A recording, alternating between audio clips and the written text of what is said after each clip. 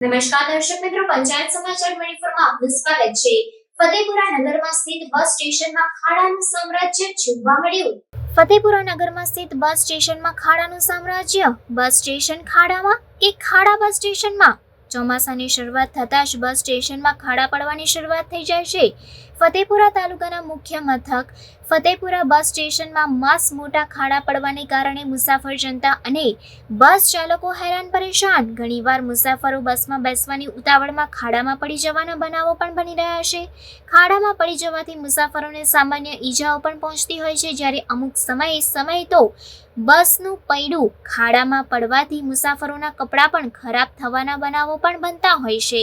આ અંગે પ્રાપ્ત વિગતો અનુસાર ફતેપુરામાં બસ સ્ટેશન પર કેટલીય બસો દોડાવવામાં આવી રહી છે।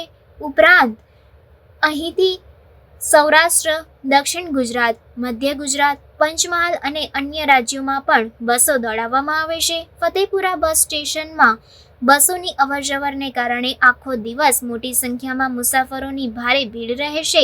ગત સપ્તાહે પડેલા ભારે વરસાદ બાદ બસ સ્ટેશનમાં ઠેર ઠેર મોટા ખાડાઓ પડી ગયા છે।